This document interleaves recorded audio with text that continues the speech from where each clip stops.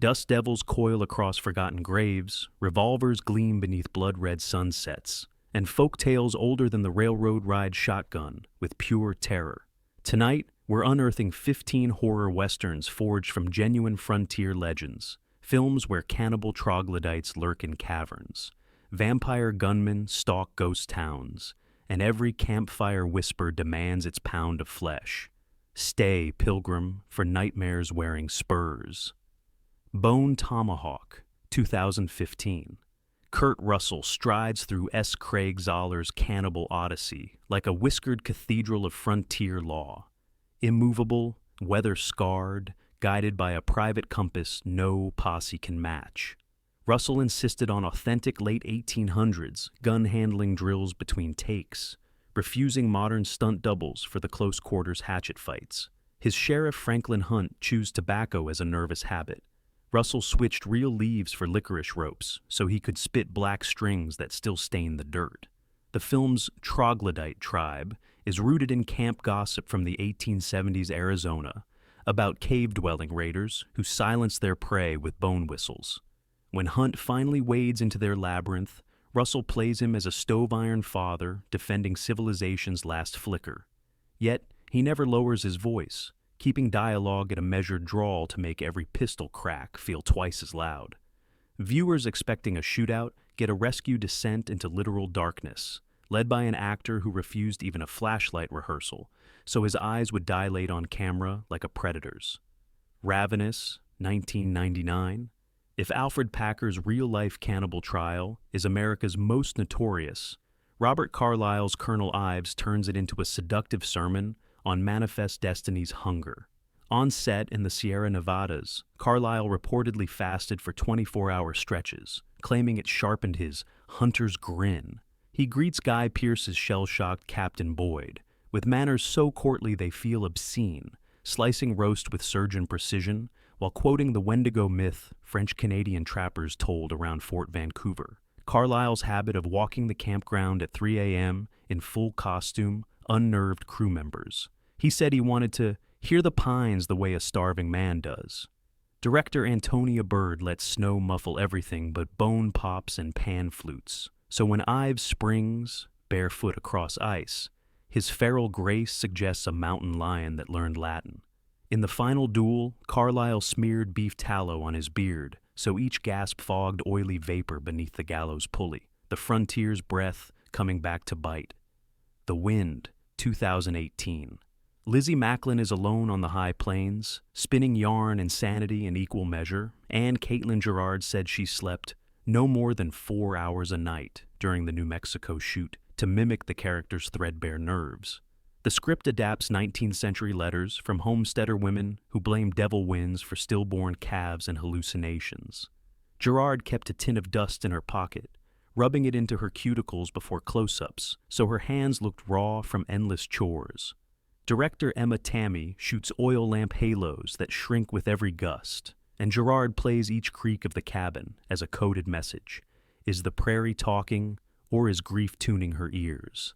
When a shrieking harmonium lands beside the cradle, Gerard's scream fractures mid-note.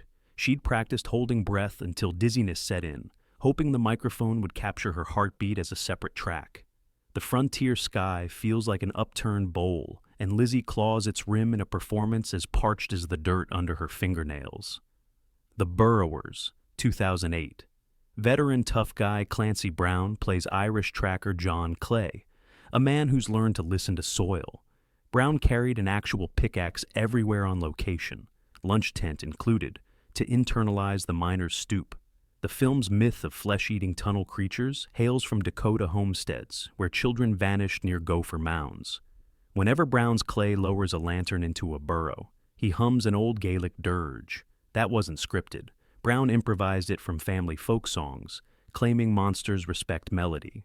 Director J.T. Petty amplifies each spade strike with sub-bass rumbles, so Brown's slow exhalations sound like someone breathing through mud. His habit of tasting dirt to read spoor, actually toasted cocoa and coffee grounds, gives the character a shamanic edge, bridging rational soldiering and superstitious dread. By the final act, Brown moves with aching deliberation, shoulders caving like an abandoned mine shaft, selling the awful possibility that civilization's advance merely stirred something older and hungrier beneath its boots. Dead Birds, 2004. Long after E.T., Henry Thomas still chases things we can't quite see. Playing William, a Confederate deserter who drags his gang into an abandoned Alabama plantation, Thomas demanded live-fire rehearsal with an 1861 Navy Colt, so the recoil would twitch through every close-up. He buried lead-weight coins in his coat pockets to feel the stolen Union gold that warps the outlaws' morality, and perhaps their shape. The movie's legend riffs on real Reconstruction-era rumors of planters who used hoodoo rites to bring loved ones back, only to unleash crop-field scarecrow demons, crucified in cornrows. Director Alex Turner shot the interiors by lantern alone, and Thomas refused modern eye lights, letting pupils bloom until the camera caught a predator's shine. Between takes, he walked the cotton rows barefoot, listening for wind chime bones. Crew diaries note he answered no one after dusk, insisting they call him Captain, as if still commanding his doomed squad. When the labyrinth of peeling wallpaper finally devours William, Thomas drops his southern cadence to a childlike whisper, echoing the plantation owner's sacrificed son, so the gunman's last breath sounds stolen by earlier sins. It's a performance that turns campfire folklore into a Civil War dirge you can taste like dust on your tongue. Near Dark, 1987. Catherine Bigelow couldn't get financing for a straight Western, so she laced the saddlebag with vampires and let Bill Paxton run wild as Severin, the Billy the Kid of the Undead. Paxton read Anne Rice on night shoots and called his method roadkill aristocracy. He slicked his hair with axle grease, not pomade, and sliced tiny cuts into his own biker coat so squibs could bleed through at random angles. On the bar massacre day, he ad-libbed the now iconic finger-lickin' good line while licking real Caro syrup mixed with instant coffee off a shattered glass, refusing prop blood because it tastes like mouthwash. Severin's swagger springs from outlier frontier gossip that some cattle towns hired nightmen to drain rustler corpses before burial, a fact Paxton twisted into a gunslinger who drains them alive. During the fiery truck stunt, he stood inside the rig's cab until flames crisped his eyebrows, insisting the scream be genuine. Bigelow kept the take, and you can hear crew gasping off mic. The result is a midnight rodeo where the horses are Chevys, the campfire is diesel, and the cowboy's victory yell curdles into predatory howl, pure outlaw myth given sharp teeth. Curse of the Undead, 1959. Before Eastwood ever ghost rode into Lago, Universal dropped this black and white oddity about Drake Roby, a gunslinger whose holster hides coffin nails.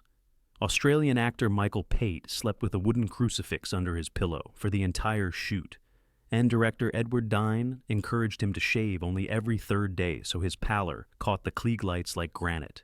The script taps mid-1800s prairie folklore that suicides might rise as wandering gun ghosts, doomed to duel forever until a preacher carves a pine bullet. Pate choreographed Roby's quick draw as a fluid crossbody motion, mirroring a priest's sign of the cross, so each shot felt like dark sacrament. Between takes, he practiced breath-holding contests with co-star Eric Fleming. Pate believed constricted lungs made his voice echo from the grave.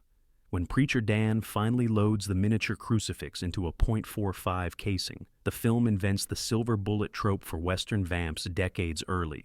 The spindle whine of the windmill over the duel was a studio accident, an off-camera motor, but Pate lobbied to keep it, arguing the West itself was howling for penance. The bullet strikes, the vampire staggers, and for a heartbeat, the screen feels lit by nothing but the dying glow of frontier superstition. Gallow Walkers, 2012. Production on Andrew Goth's zombie western stretched 6 years. Tax troubles sent star Wesley Snipes in and out of court, and the actor joked that the delay meant he could season the leather with real desert time. Snipes' A-Man is a bounty killer, cursed so every soul he drops crawls back for round 2. On the Namibian set, he trained with local Himba cattlemen, learning to spin the rifle one-handed without looking. Cameramen said he hit his mark so hard the clapboards cracked. The backstory riffs on a patchwork of frontier rumors about Comanchero, scalp resurrections, and biblical plagues. Snipes carried a palm-sized book of Revelation in his vest and marked passages with spent casings. Costume designer Cristina Giovannini soaked his duster in brine, then baked it over driftwood fires, giving the coat a salt-bleached crust that flakes like grave dust whenever Amen moves. Snipes insisted on speaking 3 octaves lower during night shoots so the boom mic caught distant jackals over his dialogue. He wanted the West itself to answer him. When a reanimated villain rips his own face off mid-duel, Snipes never blinks. He claimed later he'd rehearsed with mirrors until gore registered as routine.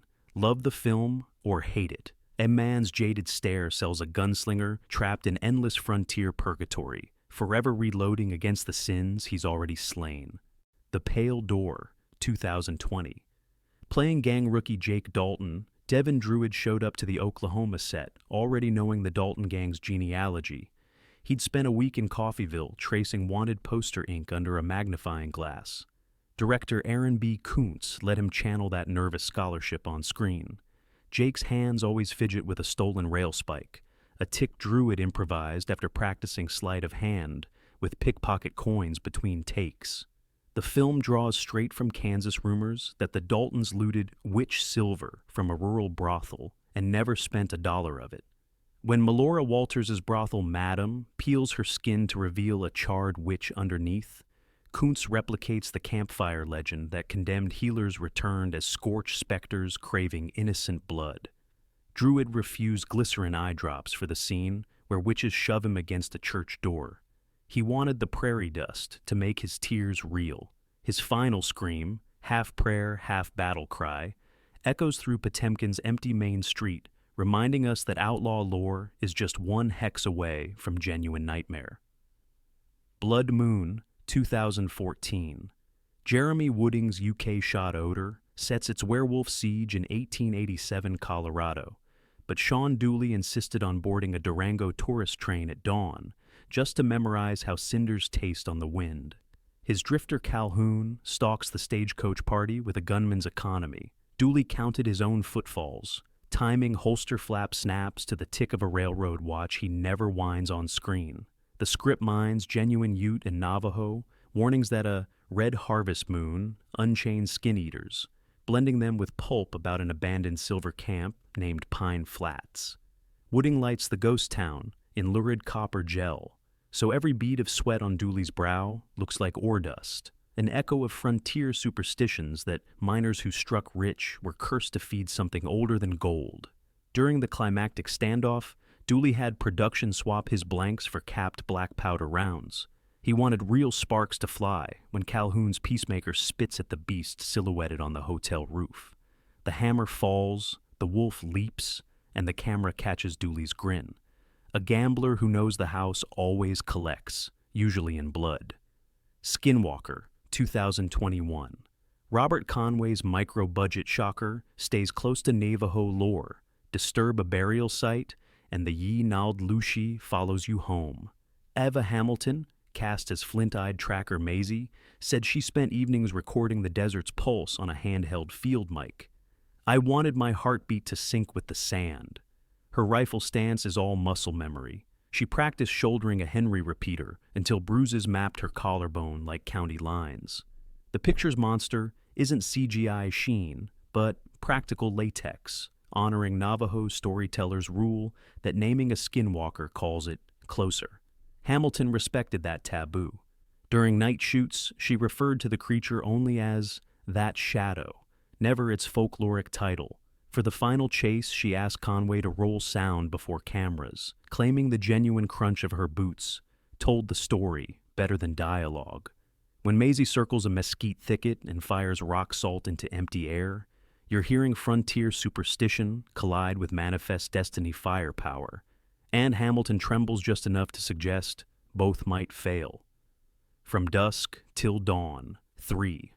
The Hangman's Daughter, 1999. Long before Once Upon a Time, in Hollywood, resurrected Ambrose Bierce's theories, Michael Parks slid into the vanished author's boots for this tequila-drenched prequel. Parks asked prop masters for cigarillos hand-rolled in mescal wormwood. He'd read Bierce chewed bitter herbs to keep scorpions at bay. Director P.J. Pesci shoots in dusty sepia until the sun drops behind Sierra Ridges. Then, the Tanampa Saloon flares alive, replaying frontier tales of a mission where conquistadors crucified a Nahua vampire. Parks keeps one palm always hovering near his holster. But the real weapon is his voice, a dry gulch drawl that turns poetry into a curse. Between takes, he skipped craft service water, claiming cracked lips belonged to a man who'd walked 3 wars. When the adobe walls bleed and Santanico pandemonium bears obsidian fangs, Parks doesn't flinch. He just lifts an eyebrow, as if history has finally caught up to his cynicism. The last image of Bierce swaggering into the dawn, possibly damned, suggests every disappearing gunfighter left behind a blood-smeared chapter we shelved as folk myth. Tremors 4, The Legend Begins, 2004. Before he became doomsday prepper, Burt Michael Gross slipped into a pince-nez as ancestor Hiram Gummer, the most gun-shy man in 1889 Nevada. Gross showed up weeks early to the Lone Pine set and demanded recoil therapy. He forced himself to fire period-accurate Winchester and Sharps rifles until his shoulder bruised charcoal purple, believing the welt should bloom on screen beneath his waistcoat.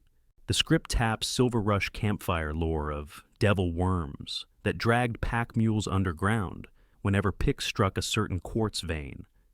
Frontier newspapers really printed warnings to stop mining or wake what sleeps. When the first grayboyd flattens a mule cart, Gross plays Hiram's panic for laughs, flailing bowler hat, dainty yelps. But between takes, he practiced with a 10-gauge punt gun so monstrous the crew nicknamed it Satan's Oar. He refused earplugs during the final quarry blast, wanting the ring in his ears to tilt his last line. By fade out, the once prissy mine owner stalks sunlight with a dirt-streaked grin, proving even pacifists get mean when the earth itself starts biting. The Dead and the Damned, 2011. Rene Perez's micro-budget Splatterfest opens with a real Western superstition. Miners swore that green-glowing sky stones carried sickness older than smallpox. As bounty hunter Mortimer, David Lockhart wore an actual 82-gram meteorite on a thong around his neck. He said the weight reminded him the sky can fall at any moment. He slept in costume beneath a canvas lean-to, letting night temperatures shrink the leather so it creaked like zombie joints with every dawn take. The plot tracks a Comanche woman and a wannabe Clint Eastwood, drawing down on brain eaters raised by a crashed meteor during the California gold rush.